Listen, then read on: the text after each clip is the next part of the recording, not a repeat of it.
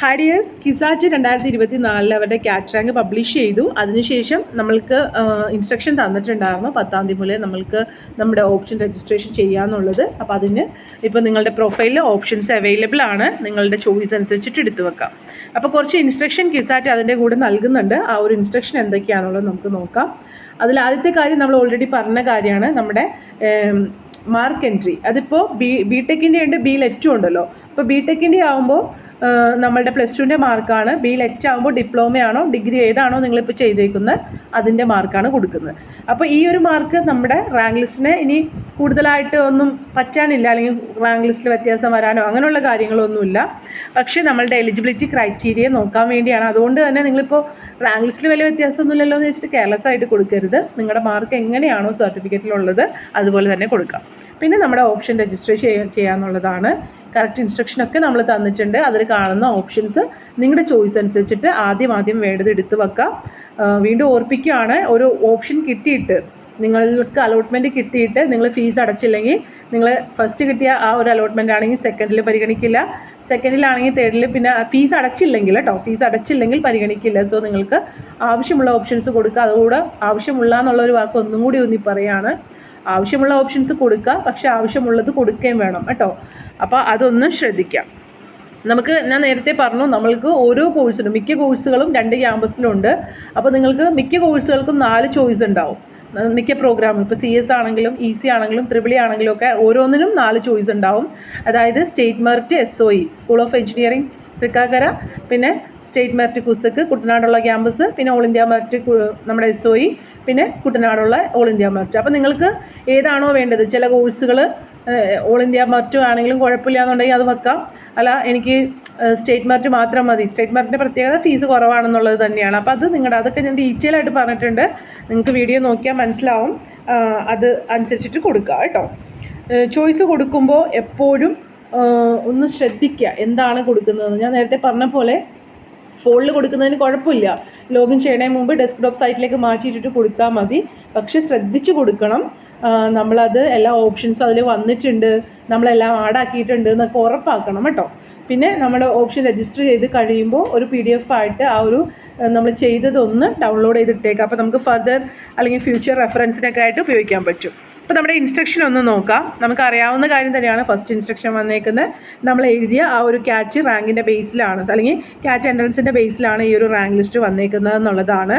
രണ്ടാമത്തെ കാര്യം, ഈ ഒരു അക്കാദമിക് അഡ്മിഷനായിട്ട് നിങ്ങൾ B.ടെക് പ്രോഗ്രാമിലേക്കുള്ള അഡ്മിഷനായിട്ട് റാങ്ക് ലിസ്റ്റിലുള്ള കുട്ടികൾ യോഗ്യതാ പരീക്ഷയിൽ ലഭിച്ച മാർക്കും അതുപോലെ തന്നെ അത് മാറ്റമില്ലാതെ പ്രത്യേകം എടുത്ത് പറഞ്ഞിട്ടുണ്ട്, മാറ്റമില്ലാതെ സമർപ്പിക്കുകയും അതുപോലെ തന്നെ ഓപ്ഷൻസ് രജിസ്റ്റർ ചെയ്യുകയും ചെയ്താൽ മാത്രമാണ് നിങ്ങളെ ഈ ഒരു അലോട്ട്മെൻറ്റിൽ പരിഗണിക്കുകയുള്ളൂ. അതായത് ചുരുക്കി പറഞ്ഞാൽ നിങ്ങൾ മാർക്ക് സബ്മിഷനും അതുപോലെ ഓപ്ഷൻ രജിസ്ട്രേഷൻ ചെയ്താൽ മാത്രമാണ് അലോട്ട്മെൻറ്റിൽ നിങ്ങളെ പരിഗണിക്കുകയുള്ളൂ.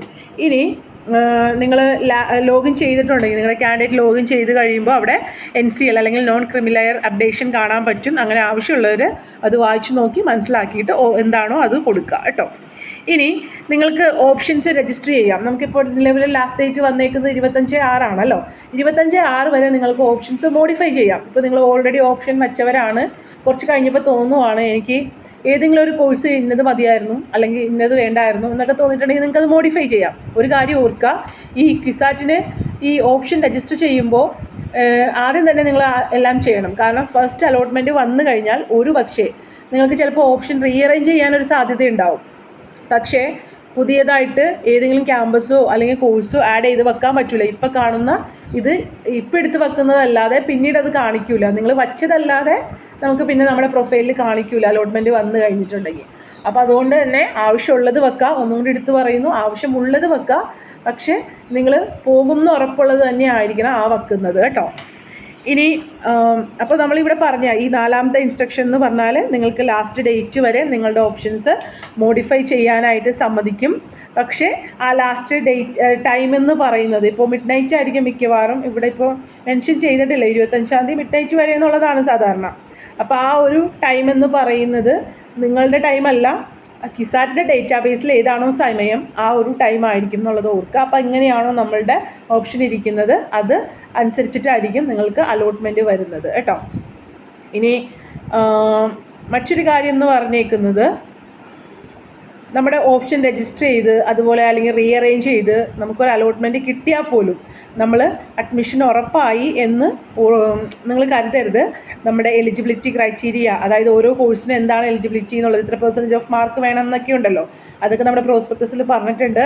അപ്പോൾ ആ എലിജിബിലിറ്റി ക്രൈറ്റീരിയയും അതുപോലെ തന്നെ നിങ്ങൾ ഇപ്പോൾ ഏതെങ്കിലും റിസർവേഷനൊക്കെ വച്ചിട്ടുണ്ട്, നമ്മളിപ്പോൾ OBC NCL വെച്ചിട്ടുണ്ടാവാം, അല്ലെങ്കിൽ EWS വെച്ചിട്ടുണ്ടാവാം, SC ST വെച്ചിട്ടുണ്ടാവും. അപ്പോൾ അതനുസരിച്ചിട്ടാണ് നിങ്ങൾ റാങ്ക് അനുസരിച്ചിട്ടാണ് അല്ലെങ്കിൽ റിസർവേഷൻ അനുസരിച്ചിട്ടാണ് നിങ്ങൾക്ക് അലോട്ട്മെൻറ്റ് കിട്ടുന്നത്. അപ്പോൾ അഡ്മിഷൻ കിട്ടിക്കഴിയുമ്പോൾ നമ്മുടെ സർട്ടിഫിക്കറ്റ് വെരിഫിക്കേഷൻ ചെയ്യുന്ന സമയത്ത് ഈ സർട്ടിഫിക്കറ്റുകളെല്ലാം തന്നെ നിങ്ങൾ നിർബന്ധമായിട്ടും ഹാജരാക്കണം. എന്നാൽ മാത്രമാണ് നമ്മുടെ അഡ്മിഷൻ ഉറപ്പാവുള്ളൂ. ഏതെങ്കിലും സർട്ടിഫിക്കറ്റുകൾ നിങ്ങൾ ഹാജരാക്കാൻ പറ്റിയില്ലെങ്കിൽ നിങ്ങളുടെ അഡ്മിഷൻ ക്യാൻസലായി പോകുന്നതാണ് കേട്ടോ. ഇനി ആറാമത്തെ പറഞ്ഞേക്കുന്നത് based on the option submitted by the candidates their eligibility and availability of seat in various branches candidate will be allotted to the branches. അപ്പോൾ നിങ്ങളുടെ ആ ഒരു ഓപ്ഷൻസും നിങ്ങളുടെ റാങ്കും സീറ്റിൻ്റെ അവൈലബിലിറ്റിയൊക്കെ അനുസരിച്ചിട്ടാണ് നമുക്ക് അലോട്ട്മെൻറ്റുകൾ വരുന്നത് എന്നുള്ളതാണ് പറഞ്ഞേക്കുന്നത്. ഇനി ഏഴാമത്തെ ഇൻസ്ട്രക്ഷൻസ് എന്ന് പറഞ്ഞേക്കുന്നത് അലോട്ട്മെൻറ്റിൻ്റെ ആ ഒരു ഡീറ്റെയിൽസ് ഓഫ് അലോട്ട്മെൻറ്റ്, അതുപോലെ തന്നെ നിങ്ങളുടെ അങ്ങനെയുള്ള എന്തെങ്കിലും കാര്യങ്ങളുണ്ടെങ്കിൽ നിങ്ങളുടെ ഹോം പേജിൽ തന്നെ കാണിക്കും. അപ്പോൾ അലോട്ട്മെൻറ്റ് കിട്ടിക്കഴിഞ്ഞിട്ടുണ്ടെങ്കിൽ എപ്പോഴും പറയുന്ന പോലെ ഒരു സമയം തരും നിങ്ങൾക്ക് ഫീസ് അടക്കാനായിട്ട്. ഇപ്പോൾ ഈ ഒരു ഓപ്ഷൻ രജിസ്ട്രേഷൻ 25-ാം തീയതി വരെ എന്ന് പറഞ്ഞിട്ടില്ലേ, അതുപോലെ അലോട്ട്മെൻറ്റ് കിട്ടിക്കഴിഞ്ഞാൽ ഇത്രാം തീയതി വരെയും ഫീസ് അടക്കാൻ ആ ഒരു ഡേറ്റ് തരും. അതിനുള്ളിൽ നിങ്ങൾ ഫീസ് അടക്കണം. അത് നമ്മുടെ പ്രൊഫൈലിലുണ്ടാവും ഫീസ് അടക്കാനായിട്ട്. നിങ്ങൾക്ക് ഓൺലൈൻ വഴി നെറ്റ് ബാങ്കിങ്ങോ ക്രെഡിറ്റോ ഡെബിറ്റ് കാർഡ് ഉപയോഗിച്ചിട്ടോ എങ്ങനെ വേണമെങ്കിലും അടക്കാം. ഫീസ് അടക്കണം എന്ന് പറഞ്ഞിട്ട് കോളേജിൽ നിന്ന് വിളിച്ചു പറയുകയോ അല്ലെങ്കിൽ മെയിൽ അയക്കുകയോ ഒന്നും ഉണ്ടാവില്ല. ചിലപ്പോൾ നിങ്ങൾക്കൊരു മെയിൽ കിട്ടിയേക്കാം, അത് അങ്ങനെ ഉണ്ടാവില്ല. പ്രൊഫൈലിലായിരിക്കും അവിടെ കാണിക്കുന്നത് എന്താണ് ചെയ്യേണ്ടതെന്നുള്ളത്. അതനുസരിച്ചിട്ട് നിങ്ങൾ ഫീസ് അടക്കുക. അപ്പോൾ അതുകൊണ്ട് തന്നെ നമുക്കിത് പ്രത്യേകം ഇങ്ങനെ പറയണേം കൊണ്ട് അലോട്ട്മെൻറ്റ് വരുന്നത് നോക്കലും അതിന് ഫീസ് അടക്കലും എല്ലാം നമ്മുടെ ഉത്തരവാദിത്തമാണ്. ഇതിൽ എന്തെങ്കിലും പിഴവ് വരുത്തിയിട്ട് നമ്മുടെ അഡ്മിഷൻ ക്യാൻസലായി പോയിട്ടുണ്ടെങ്കിൽ ക്യുസാറ്റിനോട് വേറെ കംപ്ലൈൻ്റ് ഒന്നും പറയാൻ പറ്റില്ല. ഇനി ഈ സർട്ടിഫിക്കറ്റ് വെരിഫിക്കേഷൻ്റെ സമയത്ത് നിങ്ങൾ ആവശ്യമായിട്ടുള്ള സർട്ടിഫിക്കറ്റുകൾ ഹാജരാക്കുന്നതിൽ പരാജയപ്പെടുകയോ അല്ലെങ്കിൽ ഈ പറഞ്ഞ സമയത്തിനുള്ളിൽ ഫീസ് അടക്കാൻ പറ്റിയില്ലെങ്കിലോ എന്നൊക്കെ ഉണ്ടെങ്കിൽ നിങ്ങളുടെ അഡ്മിഷൻ ക്യാൻസലായി പോകും. അതുകൊണ്ട് പ്രത്യേകം എടുത്ത് പറയുന്നുണ്ട്, അതിൽ കെയർഫുൾ ആയിരിക്കണം എന്നുള്ളത് പ്രത്യേകം എടുത്ത് പറയുന്നുണ്ട്.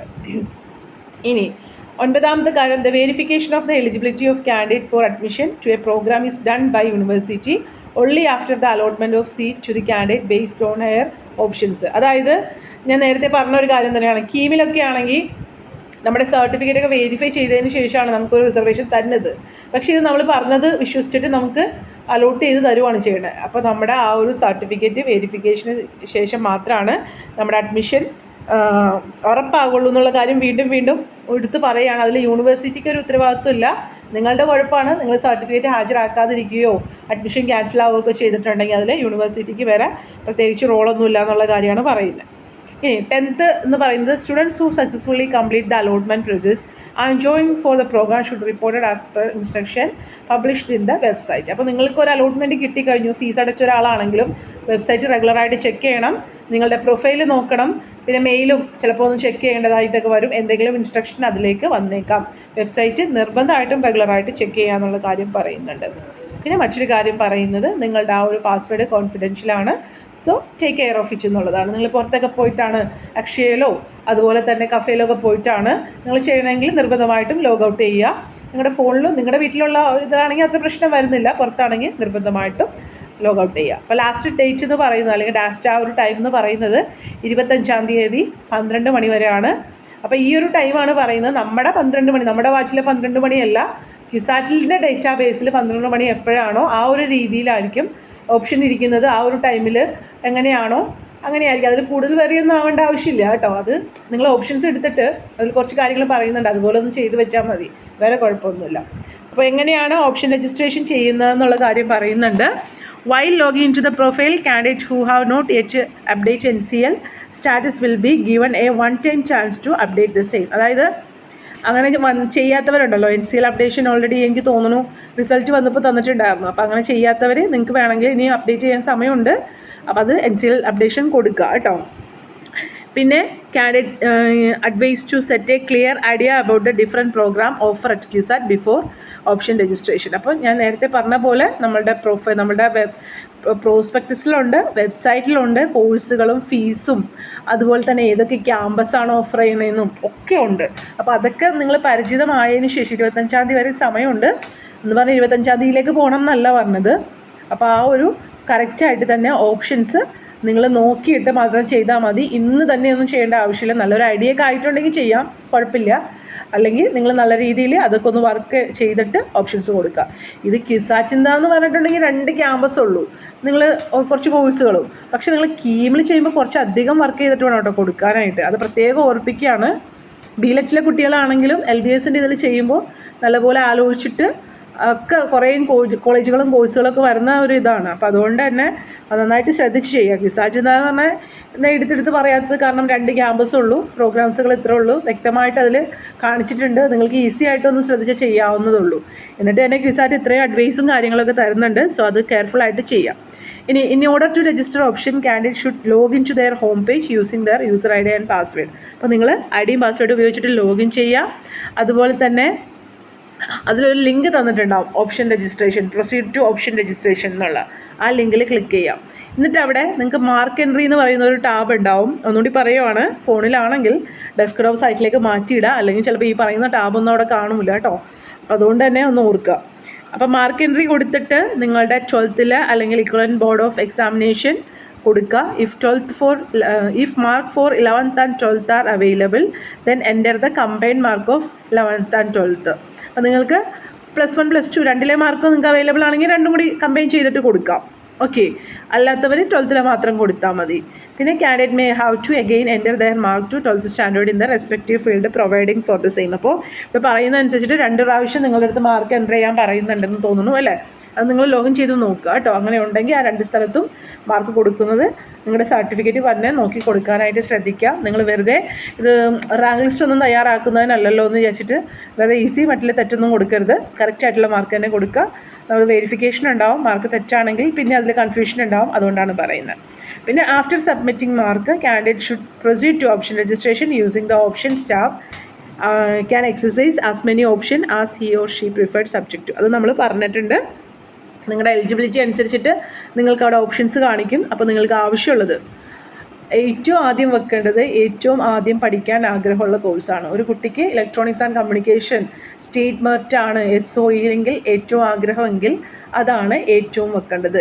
എനിക്ക് അത്ര വലിയ ഇൻട്രസ്റ്റ് ഒന്നുമില്ല, എനിക്ക് ഒരു സിവിൽ എഞ്ചിനീയറിംഗ് കിട്ടിയാലും ക്യുസെക്കിലൊരു civil engineering all India merit കിട്ടിയാലും ഞാൻ പോകുമെന്നുണ്ടെങ്കിൽ, അത്ര വലിയ ഇൻട്രസ്റ്റ് ഒന്നുമില്ല, പോകുമെന്നുണ്ടെങ്കിൽ അത് വേണമെങ്കിൽ ലാസ്റ്റ് വെക്കാം. മനസ്സിലാവണ്ടോ? അപ്പോൾ നിങ്ങൾക്ക് ഇനി അതായത് അങ്ങനെ വെക്കണം എന്ന് നിർബന്ധമല്ല കേട്ടോ. ഞാൻ പറയുന്നത് ഏറ്റവും ആദ്യം വെക്കേണ്ടത് ഏറ്റവും കൂടുതൽ ഇൻട്രസ്റ്റ് ഉള്ള കോഴ്സും ക്യാമ്പസും, ഏറ്റവും ലാസ്റ്റ് വെക്കേണ്ടത് ഏറ്റവും കുറവ്. പോകില്ല എന്നുള്ളത് വെക്കണ്ട, പോകുമെന്ന് ഉറപ്പുള്ളത് മാത്രം വച്ചാൽ മതി കേട്ടോ. ഇനി it is advisable that option should be exercise only those branches and categories candidates wish to consider. അത് മാത്രം, അതിപ്പോൾ ഞാൻ പറഞ്ഞ കാര്യം തന്നെയാണ്. നിങ്ങൾ കൺസിഡർ ചെയ്യേണ്ട ഓപ്ഷൻസ് മാത്രം വെച്ചാൽ മതി, അല്ലാതെ എല്ലാം കൂടി വെക്കേണ്ട ആവശ്യമില്ല. ഒന്നുകൂടി ഓർക്കാൻ ഇവർ പറയുന്നുണ്ട്, സ്റ്റേറ്റ് മെറിറ്റ് നമ്മളെ കേരളത്തിലെ കുട്ടികൾക്ക് മാത്രമാണ്, അതുകൊണ്ട് തന്നെ ഫീസ് വളരെ കുറവാണ്. പിന്നെ മറ്റേത് ഓൾ ഇന്ത്യ മെറിറ്റാണ് കേട്ടോ. NRI candidate should opt at least one NRI option while making option registration. അപ്പോൾ NRI candidates ഒരു NRI ഓപ്ഷൻ എങ്കിലും വെക്കണം കേട്ടോ. പക്ഷേ ഞാനൊരു കമൻറ്റ് കണ്ടായിരുന്നു NRI വെച്ച് പോയത് കൊണ്ട് നിങ്ങൾക്ക് മെറിറ്റിൽ കിട്ടാതെ പോകുന്നു. ഇല്ല, എപ്പോഴും നമ്മൾ ആദ്യം പരിഗണിക്കുന്നത് നമ്മുടെ റാങ്ക് നോക്കിയിട്ടാണ്. ആ ഒരു സാധാരണ റാങ്കിൽ നിങ്ങൾക്ക് തരാൻ പറ്റുമോ എന്നുള്ളത് നോക്കിയിട്ടാണ്. അത് കീമിലാണെങ്കിലും അല്ലെങ്കിൽ ഏതൊരു കൗൺസിലിംഗ് ആണെങ്കിലും പിന്നീടാണ്, അവിടെ തരാൻ പറ്റിയില്ലെങ്കിൽ മാത്രമാണ് റിസർവേഷൻസ് പരിഗണിക്കുള്ളൂ. സോ NRI ഓപ്ഷൻ കൊടുത്ത് എന്ന് വിചാരിച്ചിട്ട് നിങ്ങൾക്ക് മെറിറ്റിൽ കിട്ടേണ്ട അല്ലെങ്കിൽ കേരള സ്റ്റേറ്റ് മെറിറ്റിൽ കിട്ടേണ്ട ഒരു സീറ്റ് നഷ്ടപ്പെട്ടൊന്നും പോകില്ല, അതവിടെ കിട്ടും. പക്ഷേ ചോയ്സ് കൊടുക്കുമ്പോൾ NRI കൊണ്ടുപോയി ആദ്യം കൊടുത്താൽ പണി കിട്ടും.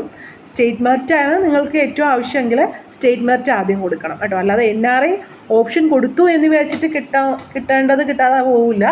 അതിൻ്റെ ഓപ്ഷൻ്റെ ആ ഒരു പൊസിഷൻ ഇമ്പോർട്ടൻ്റ് ആണ് കേട്ടോ. അപ്പോൾ NRI ലാസ്റ്റാണ് എൻ്റെ ചോയ്സ്. എനിക്ക് ഒന്നും കിട്ടിയില്ലെങ്കിൽ മതി NRI എന്നാണെങ്കിൽ മാത്രം NRI ലാസ്റ്റ് കൊണ്ടുപോയി വെക്കുക കേട്ടോ. ഇനി special reservation candidate like CGW, Children of Gulf Workers, Children of Kusa staff, different physically disabled ആയിട്ടുള്ള കുട്ടികൾ should select at least 1 all India merit option while making option registration. അപ്പോൾ ഈ റിസർവേഷൻ, അതായത് ഇതിലൊക്കെ ഫീസ് എന്ന് പറയുന്നത് ഓൾ ഇന്ത്യ മെറിറ്റ് തന്നെയാണ് കേട്ടോ. ഈ ചിൽഡ്രൻ ഓഫ് ഗൾഫ് വർക്കേഴ്സ്, ക്യുസ സ്റ്റാഫ്, ഫിസിക്കലി ഡിസേബിൾഡ് ആയ ഫീസിൻ്റെ കാര്യം എനിക്ക് അത്ര കറക്റ്റായിട്ട് അറിയില്ല. അപ്പോൾ അങ്ങനെയുള്ളവരൊക്കെ ഒരു ഓപ്ഷനെങ്കിലും ഓൾ ഇന്ത്യ മെറിറ്റ് സെലക്ട് ചെയ്യണം എന്നുള്ള കാര്യം പറയുന്നുണ്ട്. പിന്നെ select option as per choice from the combo box. More option can be add new option button. The option available for registration is based on the eligibility criteria for various program. See prospectus for eligibility criteria for various program. അപ്പോൾ നിങ്ങളുടെ പ്രൊഫൈലിൽ choice നിങ്ങൾക്ക് കിട്ടിയേക്കുന്ന ആ rank, ഏതൊക്കെ റാങ്കിൽ നിങ്ങൾ exam എഴുതി അതൊക്കെ കിട്ടിയിട്ടുണ്ടെങ്കിൽ അതൊക്കെ കാണിക്കും. അപ്പോൾ അതനുസരിച്ചുള്ള ചോയ്സ് അവിടെ കാണിക്കും. അപ്പോൾ നിങ്ങൾക്ക് ഓരോന്ന് എടുത്ത് വെക്കാം. ആഡ് ന്യൂ എന്നുള്ള ബട്ടൺ കൊടുത്തിട്ടുണ്ടെങ്കിൽ പുതുതായിട്ട് ആഡ് ചെയ്ത് എത്ര ഓപ്ഷൻസ് അവൈലബിൾ ആണോ അത് കൊടുക്കാം. എല്ലാ ഓപ്ഷൻസും കൊടുക്കണം എന്നുള്ളവർക്ക് എല്ലാം കൊടുക്കാം. 2 ഓപ്ഷൻ മതി എന്നുള്ളവർക്ക് 2 മാത്രം കൊടുത്താൽ മതി. അപ്പോൾ അതനുസരിച്ചിട്ട് നിങ്ങളുടെ ചോയ്സ് അനുസരിച്ചിട്ട് കൊടുക്കാം.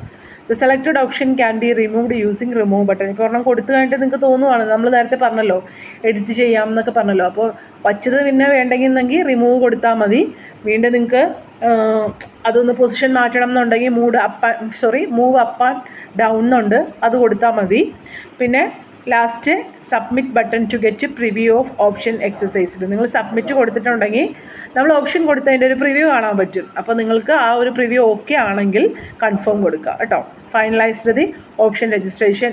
അപ്പോൾ ഒരു കാര്യം പറയട്ടെ, നിങ്ങൾ ഓക്കെ ആദ്യത്തെ ഇതിൽ നിങ്ങൾ കൺഫേം ബട്ടനൊക്കെ കൊടുത്തു, ഓക്കെ ആയിട്ടൊക്കെ ചെയ്തു. എന്നിട്ട് ആ ഒരു കൺഫർമേഷൻ ഒന്ന് ഉറപ്പാക്കാൻ വേണ്ടി ആ ഒരു ഇതൊക്കെ പേജൊക്കെ ഒന്ന് ഡൗൺലോഡ് ചെയ്തെടുത്തു ഒക്കെ ചെയ്തിട്ടുണ്ടാവും. അത് കഴിഞ്ഞിട്ടായിരിക്കും നിങ്ങൾ ചിലപ്പോൾ നിങ്ങൾക്ക് ഓപ്ഷൻ ചേഞ്ച് ചെയ്യണം എന്ന് വെച്ചിട്ട് ബാക്ക് കൊടുത്താൽ മതി. ബാക്കിലേക്ക് പോയിട്ട് അത് എഡിറ്റ് ചെയ്യുന്നത്, അല്ലെങ്കിൽ എഡിറ്റ് എന്നുള്ള ഓപ്ഷൻ ഉണ്ടാവും, അത് കൊടുത്താലും മതിയാവും. ഏതാണെന്ന് അവിടെ നോക്കുക. ചിലപ്പോൾ ബാക്ക് ആയിരിക്കും, ചിലപ്പോൾ എഡിറ്റ് ആയിരിക്കും. അപ്പോൾ അത് കൊടുത്തിട്ട് നിങ്ങൾ ഓപ്ഷൻസ് ചേഞ്ച് ചെയ്യുമ്പോൾ ഈ പ്രൊസീജിയറൊക്കെ തന്നെ ചെയ്യണം. അതായത് കൺഫേം ബട്ടൺ ഞെക്കണം. അതുപോലെ തന്നെ നിങ്ങൾ ആ ഒരു ഓപ്ഷൻ രജിസ്ട്രേഷൻ്റെ ആ ഒരു കൺഫർമേഷൻ ഒന്ന് ഡൗൺലോഡ് എടുക്കാൻ വേണം. ഈ ഡൗൺലോഡ് ചെയ്തെടുക്കാൻ പറയുന്നത് നമ്മൾ എങ്ങോട്ട് അയച്ചു കൊടുക്കാനൊന്നും വേണ്ടിയല്ല, നമുക്കൊന്ന് നോക്കാനാണ്. നമുക്ക് ആ അലോട്ട്മെൻറ്റ് കിട്ടിക്കഴിയുമ്പോൾ നമ്മുടെ ചോയ്സൊക്കെ നമ്മൾ വച്ച പോലെയൊക്കെ തന്നെയാണോ വന്നേക്കണേന്നൊക്കെ നോക്കാൻ വേണ്ടിയാണ്. അപ്പോൾ ഞാൻ എടുത്ത് പറയണത് എന്താണെന്ന് വെച്ചാൽ, നിങ്ങൾ ആദ്യം വെക്കുമ്പോൾ കൺഫേം ഒക്കെ വച്ച് കൊടുക്കും. പിന്നെ നിങ്ങൾ ചേഞ്ച് ചെയ്തിട്ട് ചിലപ്പോൾ കൺഫേം കൊടുക്കാൻ അവിടെ ബട്ടൺ ഉണ്ടെങ്കിൽ, മിക്കവാറും ആ ബട്ടൺ അങ്ങനെ തന്നെ ഉണ്ടാവും. അപ്പോൾ അത് കൊടുത്തില്ലെങ്കിൽ എന്താ പറ്റിയെന്ന് വെച്ചിട്ടുണ്ടെങ്കിൽ, നിങ്ങൾ നേരത്തെ വച്ചില്ലേ, നിങ്ങൾ എഡിറ്റ് ചെയ്യണതിന് മുമ്പ് വച്ചില്ലേ, ആ ഒരു രീതിയിലായിരിക്കും ഓപ്ഷൻ ഇരിക്കുന്നത്. അപ്പോൾ നിങ്ങളൊന്ന് പ്രിവ്യൂ നോക്കുക. അതുപോലെ ഡൗൺലോഡ് ചെയ്തെടുത്തിട്ട് നിങ്ങൾ വച്ച ഓപ്ഷൻസ് നിങ്ങൾ ഉദ്ദേശിച്ച പോലെയാണെന്നൊക്കെ എത്ര പ്രാവശ്യം എഡിറ്റ് ചെയ്യണ്ടോ അത്ര പ്രാവശ്യം നോക്കുക. അപ്പോൾ ഈ എഡിറ്റ് ചെയ്യാൻ നിൽക്കണം എന്നില്ല. നിങ്ങൾ ആദ്യം ഒക്കെ ചെയ്യുമ്പോൾ തന്നെ വ്യക്തമായിട്ട് ധാരണയോടുകൂടി ചെയ്താൽ മതി. സമയമുണ്ട് ആലോചിക്കാൻ. ഇനിയിപ്പോൾ ഈ കോഴ്സ് നല്ലതാണോ അല്ലെങ്കിൽ അത് നല്ലതാണോ എന്നൊക്കെ നോക്കുക. നിങ്ങളുടെ ഇൻട്രസ്റ്റ് അനുസരിച്ചിട്ട് കൊടുക്കുക. പഠിക്കാനുള്ള ഇൻട്രസ്റ്റാണ് ഏറ്റവും ഇമ്പോർട്ടൻറ്റ്. കാരണം കമ്പ്യൂട്ടർ സയൻസ് എന്ന് പറയുന്ന ബ്രാഞ്ചിന് 3-4 കൊല്ലമായിട്ട് ഭയങ്കര ഇടിയായിരുന്നു കമ്പ്യൂട്ടർ സയൻസ്. ഈ വർഷം നമ്മൾ പ്ലേസ്മെൻറ്റ് നോക്കിയിട്ടാണ് മിക്കതും നമ്മളങ്ങനെയാണ് അല്ലേ, പെട്ടെന്ന് തന്നെ നമുക്ക് ജോലി കിട്ടണം, നമുക്ക് നമ്മുടെ വീട്ടിൽ ബുദ്ധിമുട്ട് അങ്ങനെയുള്ള കാര്യങ്ങൾ പലതും ഉണ്ടാവും. അപ്പോൾ CS എന്ന് പറയുന്ന ബ്രാഞ്ചിന് നമ്മൾ ഇത്ര നാൾ ഭയങ്കര ഇതായിരുന്നു. പക്ഷേ ഈ വർഷം ഞാൻ ഇതിനു മുമ്പ് പറഞ്ഞു എന്ന് തോന്നുന്നു, പ്ലേസ്മെൻറ്റൊക്കെ വളരെ കുറവായിരുന്നു CS-ലൊക്കെ. അപ്പോൾ അതുകൊണ്ട് നിങ്ങളുടെ ഇഷ്ടം എന്താണോ ആ ഒരു ഇഷ്ടം അനുസരിച്ച് കിട്ടുമെന്നുണ്ടെങ്കിൽ അതായിരിക്കും നല്ലതെന്നാണ്. നമ്മളിപ്പോൾ ഈ ഒരു വർഷത്തെ ഹൈപ്പായിരിക്കില്ല, ചിലപ്പോൾ 4 വർഷം കഴിഞ്ഞിട്ട്, നമ്മൾ ബിടെക് 4 വർഷത്തെ കോഴ്സാണല്ലോ ഉണ്ടാവുക. അപ്പോൾ ആ ഒരു കാര്യം നിങ്ങൾ നോക്കുക, നിങ്ങളുടെ ഇൻട്രസ്റ്റ് ഏതാണോ അതനുസരിച്ചിട്ട് നോക്കുക. കുറച്ചും കൂടി നിങ്ങൾക്ക് അതൊരു തീരുമാനം എടുക്കാൻ പറ്റുന്നില്ല എങ്കിൽ എപ്പോഴും പാരൻസായിട്ട് ആലോചിച്ചിട്ടൊരു തീരുമാനം എടുക്കുക. അവരെപ്പോഴും നിങ്ങളുടെ നന്മ ആഗ്രഹിക്കുന്നവരാണ്. ഇൻ കേസ് അവർക്ക് മനസ്സിലാവില്ലെങ്കിൽ നന്നായിട്ട് പറഞ്ഞ് മനസ്സിലാക്കുക. നിങ്ങൾക്ക് അതിനെപ്പറ്റി കൂടുതൽ അറിയാമെന്നുണ്ടെങ്കിൽ ആ ഒരു കാര്യങ്ങൾ പറഞ്ഞ് മനസ്സിലാക്കുക. അല്ലെങ്കിൽ കുറച്ചും കൂടി കാര്യങ്ങൾ അറിയുന്നവരെ പറ്റിയിട്ട് ചോദിച്ച് മനസ്സിലാക്കിയിട്ട് ഓരോ കോഴ്സിനെയും ഓരോ ബ്രാഞ്ചിനെയൊക്കെ പറ്റി മനസ്സിലാക്കി അതിൻ്റെ ഇപ്പോൾ നമുക്ക് എന്തും ഗൂഗിൾ ചെയ്താൽ കിട്ടും, തൊഴിൽ സാധ്യതകളും പഠിക്കേണ്ട കാര്യങ്ങളൊക്കെ അല്ലേ. അപ്പോൾ അതിന് വേറൊരു എക്സ്പേർട്ട് വേണമെന്നില്ല. അപ്പോൾ ആളുകളുടെ ഹെൽപ്പ് വേണമെങ്കിൽ അങ്ങനെ ഒരു ഹെൽപ്പ് നേടാം. നിങ്ങളുടെ അടുത്തൊക്കെ എഞ്ചിനീയറിംഗ് കോളേജസോ അല്ലെങ്കിൽ അത് റിലേറ്റഡ് ആയിട്ട് വർക്ക് ചെയ്യുന്നവരോ ഒക്കെ ഉണ്ടെങ്കിൽ ആ ഒരു കോഴ്സിൻ്റെ സാധ്യതയൊക്കെ മനസ്സിലാക്കി അങ്ങനെ ചെയ്യാം. അപ്പോൾ അതനുസരിച്ചിട്ട് ഓപ്ഷൻ രജിസ്ട്രേഷൻ ചെയ്യാനാണ് പറയുന്നത് കേട്ടോ. അപ്പോൾ ഓപ്ഷൻ കൺഫർമേഷൻ നിർബന്ധമായിട്ട് ഒന്ന് എടുത്തു വെച്ചേക്കുക. കാരണം അത് നമുക്ക് എവിടെയും ഇതാക്കാനല്ല, നമ്മൾ ഒരു എന്താണ് നമ്മൾ ചെയ്ത് വെച്ചേക്കുന്നതെന്ന് നമുക്കറിയാൻ വേണ്ടിയാണ്. ഇനി നമ്മുടെ ലാസ്റ്റ് ഡേറ്റ് പറഞ്ഞല്ലോ, 25-ാം തീയതി ലാസ്റ്റ് ഡേറ്റ് പറഞ്ഞല്ലോ. അതിനുശേഷം നമുക്ക് വേറെ ഒരു മോഡിഫിക്കേഷനും ചെയ്യാൻ പറ്റില്ല. 25-ാം തീയതി വരെ മോഡിഫൈ ചെയ്യാം, പക്ഷെ അതിനുശേഷം ഒരു മോഡിഫിക്കേഷനും പറ്റില്ല എന്നുള്ള കാര്യം ഓർക്കുക കേട്ടോ. ഇനി ഇത്രയേ ഉള്ളൂ. അപ്പോൾ ഓക്കെ, ഇവിടെ കുറച്ച് കാര്യങ്ങളും കൂടി ഓക്കെ, ഇവിടെ ഈ ഒരു കാര്യം കാണിച്ചിട്ടുണ്ട്. ഇതുപോലെ ആയിരിക്കും കേട്ടോ ഓപ്ഷൻസ് അവൈലബിൾ ആക്കിയേക്കുന്നത്. നിങ്ങളുടെ പ്രൊഫൈലിൽ ഓപ്ഷൻസ് അവൈലബിൾ ആക്കിയേക്കുന്നത് ഇങ്ങനെയായിരിക്കും. അപ്പോൾ ഇവിടെ കണ്ടു, civil engineering, BTech state March ഉണ്ട്, ഓൾ ഇന്ത്യ മാർച്ച് ഉണ്ട്, NRI ഉണ്ട്. NRI ക്ലെയിം ചെയ്തവർക്കാണ് NRI ഉണ്ടാവുള്ളൂ, ഓപ്ഷൻസ് കാണിക്കുള്ളൂ, എല്ലാവർക്കും കാണിക്കില്ല. അപ്പോൾ അത് കൊടുക്കാം. പിന്നെ കമ്പ്യൂട്ടർ സയൻസ് അതുപോലെ തന്നെ ഓപ്ഷൻസ് കാണിച്ചിട്ടുണ്ട്. ഈ ഒരു രീതിയിലായിരിക്കും നിങ്ങളുടെ പ്രൊഫൈലിൽ ഇത് കാണിച്ചേക്കുന്നത്. അപ്പോൾ ഇതിൽ നിന്ന് നിങ്ങൾക്ക് ചോയ്സ് ഇഷ്ടമുള്ളത് എടുത്ത് വെച്ച് കൊടുത്താൽ മതി. അപ്പോൾ ഇത് നോക്കിയാൽ മതി, നിങ്ങൾക്കറിയാൻ പറ്റും ഏതൊക്കെ കോഴ്സ് വേണം, ഏതൊക്കെ കോഴ്സ് വേണ്ട എന്നുള്ളത്. ഓക്കെ, ഇത് നോക്കിയിട്ടൊരു റഫായിട്ടൊരു പേപ്പറിൽ എഴുതി വെച്ചിട്ട് അത് തന്നെ എടുത്ത് കൊടുത്താലും നിങ്ങൾക്ക് എളുപ്പമുണ്ടാവും കേട്ടോ. ഓക്കെ,